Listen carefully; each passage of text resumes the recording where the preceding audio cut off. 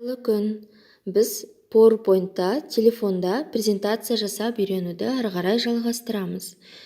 PowerPoint'ты ашамыз телефонымыздан. Бізде бүгінгі сабағымыз анимациялар мен ауысуларды жасау. Соны үйрену үшін біз өзімізде бар дайын презентацияны қолдануымызға болады. Ол үшін мен өзімнің дайын презентациямды ашамын.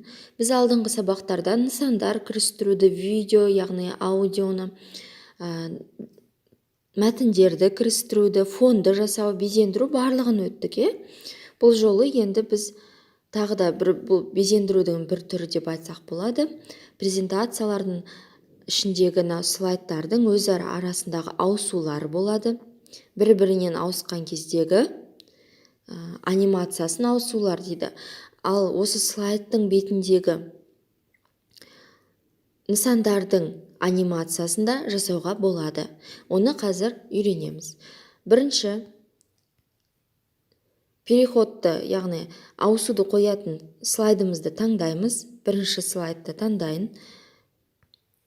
Өзгерту үшін қаламды басамын. Мұнда менюден, яғни мәзір жолынан переходы мәзірін таңдаймын. Эффекті переходы осы жерден өзімізге ұнаған, қалайтын эффекті таңдаймыз. Мен жаңа эффект таңдадым. Параметр эффекті. Бұл жерде осы переходтың, анимацияның оң жақтан, сол жақтан, төменнен, үстінен, қай жағынан басталатынын белгілеуге болады. Одан кейін переходтың ішінде применить ко всем деген бар. Бұл яғни біздің осы жаңа таңдаған переходымыз бүкіл 4 слайдым бар. Менде 4 слайдтың арасында да қойылсын десем, применить ко всем дегенді басамын. Міне, басайын. Енді осыны біз қарап көрейік. Слайдты қарау үшін мынау белгіні басамыз. Слайдымыз ашылды. Міне. Жаңа қойған переходтың эффекті бойынша осылай менің слайдтарым ашылады. Бір-бірінің арасында ауысулар жүреді міне.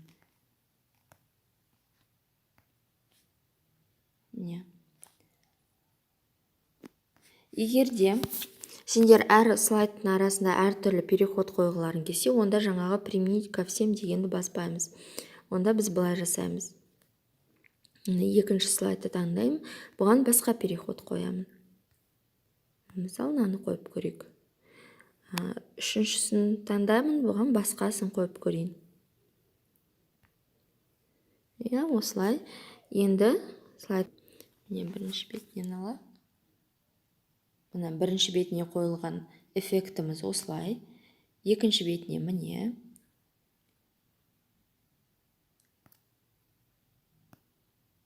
Үшінші бетіне міне осылай.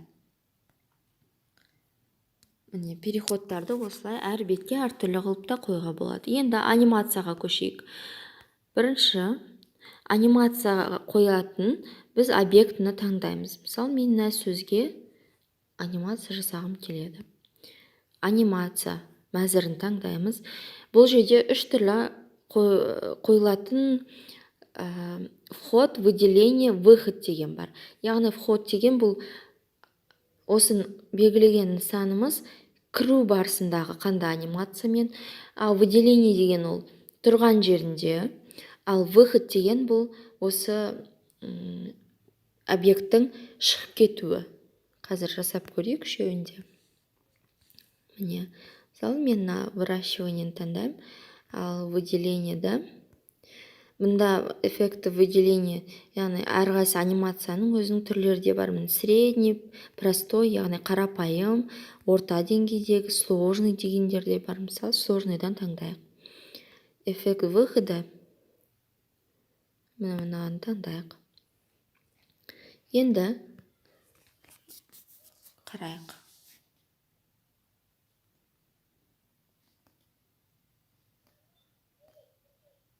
Міне, выход болды бізде. Келесі слайдқа өттім. Тағы басқадан нысандарға қойып көрейік. Мысалы, мына жазуға қойғым келеді. Анимация мәзіріне өтеміз.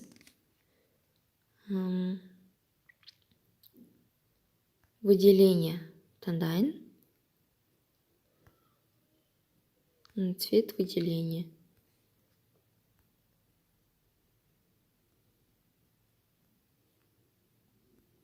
Ал қызыл түс таңдап көрейін.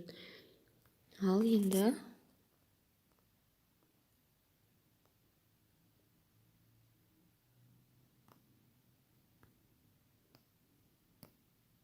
міне бұл анимацияны орындалу үшін біз саусағымызбен бір рет экранның бетін түрту керекпіз. Сонда бұл келесіге өтеді. Анимацияларымыз орындалады.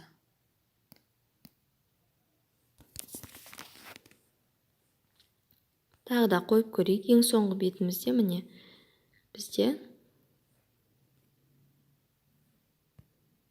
мынандай сурет бар, иә? Осы суретке анимацияны қойып көрейік.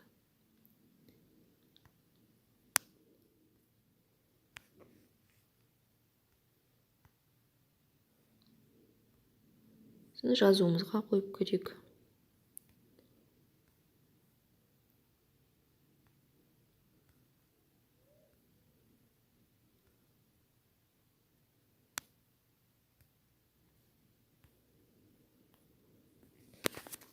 Ал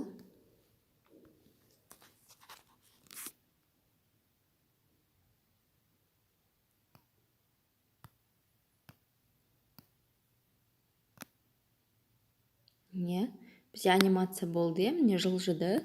Выделение анимациясы. Міне мынау жазуымыз ұшып келді. Осылай анимациялар қойға болады. Енді слайдымызды басынан аяқ қарап көрейік.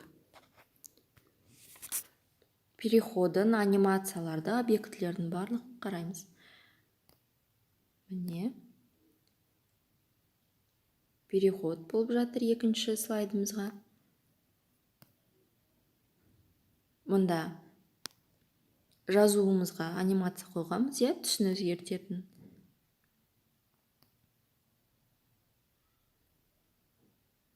Ең соңғы слайдымыз. Міне вскакивание дейді ғой. Ойнау, қозғалу анимациясы болды. Ал енді қазір текстіміз шығады, мәтініміз. Міне осымен аяқталды. Ал енді бұл анимацияларды біз қойдық. Енді қажет емес болып қалған жағдайда біз оны қалай өшіреміз? Переходты өшіру үшін бірінші переходы мәзіріне келіп, мына жердегі без переходы деген таңдаймыз түрін. Применить ко всем дейміз. Сонда біздегі барлық слайдтағы переходтар алынады.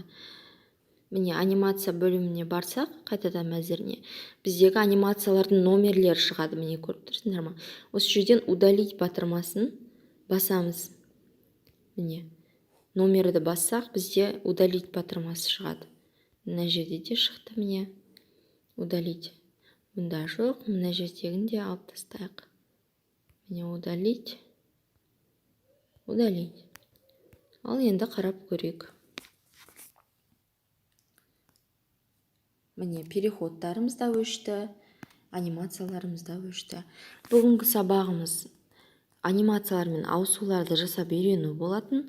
Барлықтарыңызға түсінікті болды деп ойлаймын. Өздеріңіз жасап көріңіздер. Өте керемет, өте әдемі анимацияларды қолданыңыздар. Сау болыңыздар.